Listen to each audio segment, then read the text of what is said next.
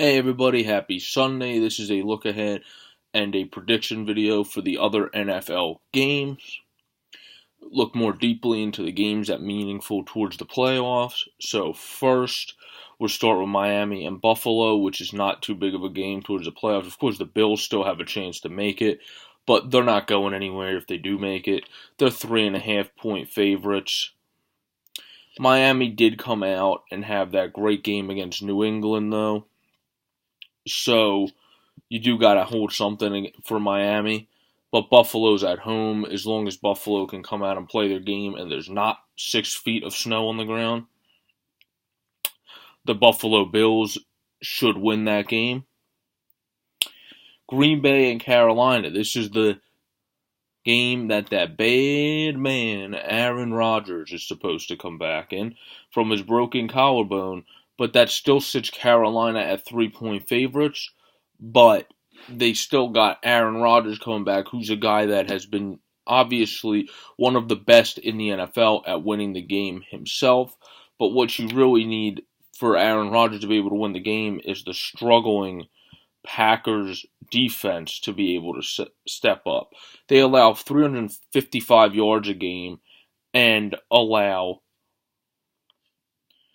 44 third down percentage, which is 30th in the league, and 23.2 points, which is 19th.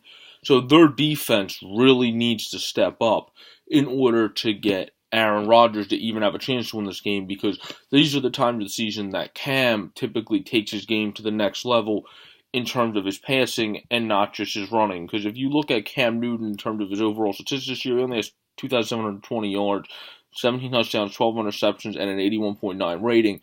But their stats are a little bit skewed because Cam has had games where he's run all over teams and had pretty good games that way. And then Stewart and McCaffrey also make him not need to pass as much.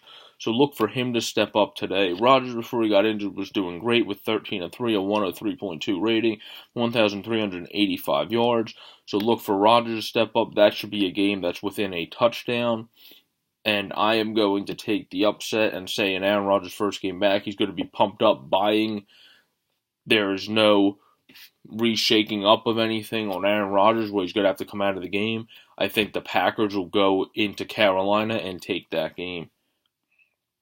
Cleveland and Baltimore, that's a game that's just important to Baltimore's playoff hopes because Cleveland's obviously non-existent. Now, they are a more fun team to watch than they were earlier because all of a sudden, since Josh Gordon's come back, DeShone Kizer's been more aggressive and been throwing it up and getting good plays to Gordon.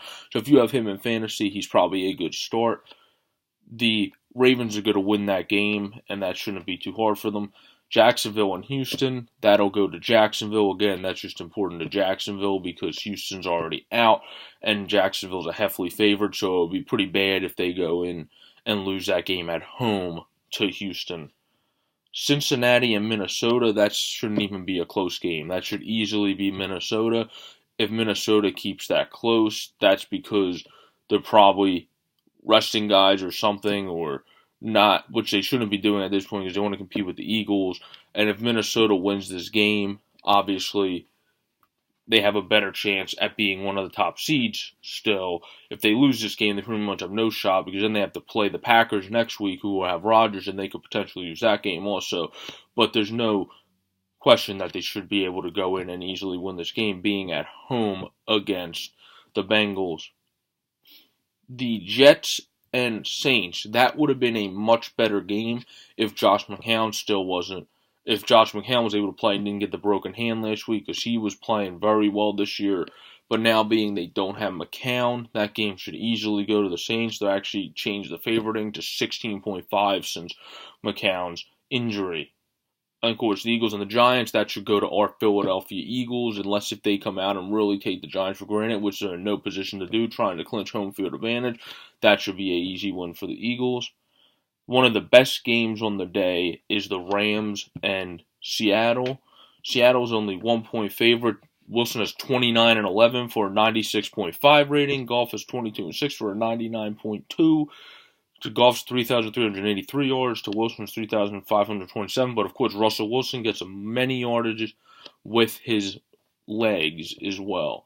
Gurley is, of course, the better running back with 1,035 yards, 10 touchdowns, and 4.39 average. Best receivers on each team are Sammy Watkins to Doug Baldwin. Watkins has 7 touchdowns, Baldwin 5. And this game is at Seattle, where it's actually going to be nice weather today, according to the app, at 50 degrees. And that game is a 4:05 game. That game should be a very good game.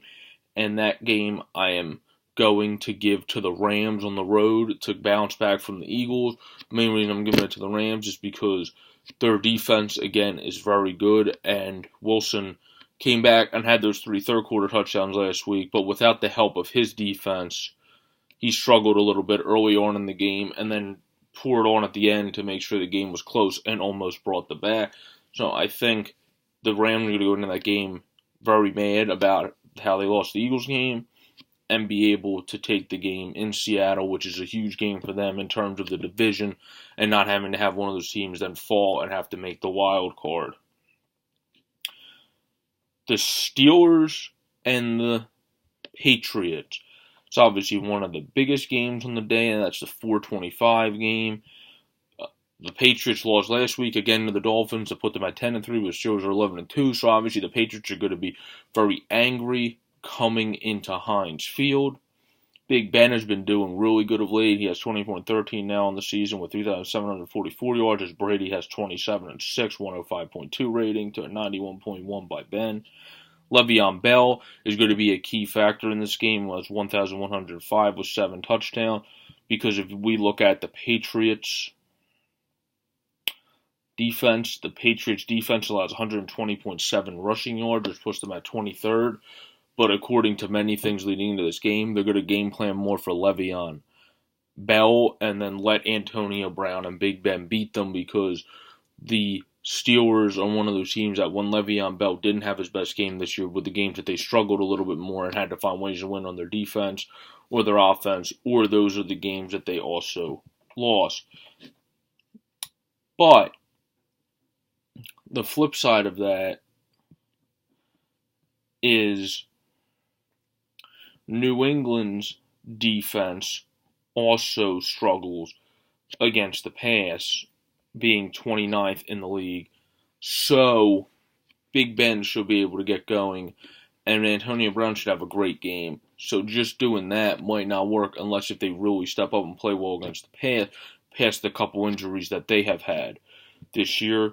I'm going to say and roll with having the Steelers win their 9th in a row. I'll pick with Stephen A. Smith and say his Pittsburgh Steelers will go into Heinz Field and not let the Patriots beat them at home. San Francisco and Tennessee, that's an important game possibly for Tennessee to still have a chance to get somewhere, but I think it's going to end up being a game that the San Francisco 49ers actually beat the Tennessee Titans in San Francisco, because Jimmy Garoppolo has been very impressive of late, and I think he'll continue right on rolling against the Titans, because the Titans, again, allow 233 passing yards per game, and Garoppolo's been passing much over that. I think he'll have at least 250 to 350 yardage in this game. Raiders and Dallas, that game will go to Dallas, even though it's in Oakland. The Raiders defense has been struggling so much of late that game really shouldn't even be a contest, as long as Dallas comes out how they played in recent weeks and when Dak's been starting to get going again compared to a few weeks ago when their offense was non-existent. And then Arizona and Washington, that game should go to Washington. That shouldn't be a hard game for Washington. So that game, I'm going to take the Redskins. That game has no playoff meaning.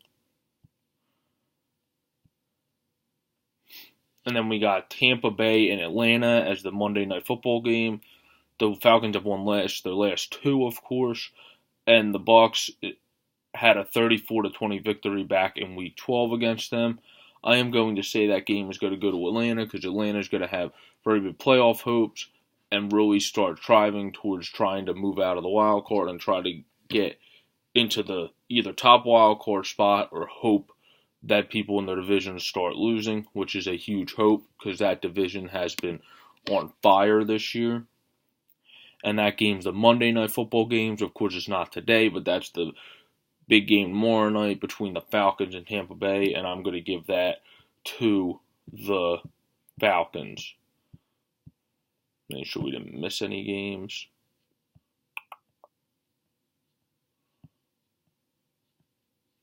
Nope.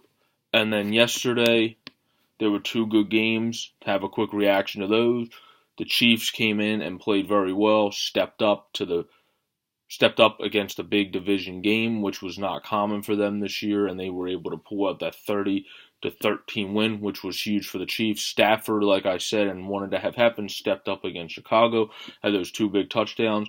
Marvin Jones had a great game. I will give credit to Tariq Cohen for that one-handed catch he reached back and made, but it wasn't enough as the Bears' offense didn't come on until the end, and Detroit won 20-10. Well, this has been a predictions video and look ahead to the NFL games today. Have a good day, everyone. Peace out. This is Sports Fanatic News. I'm Joe Bora.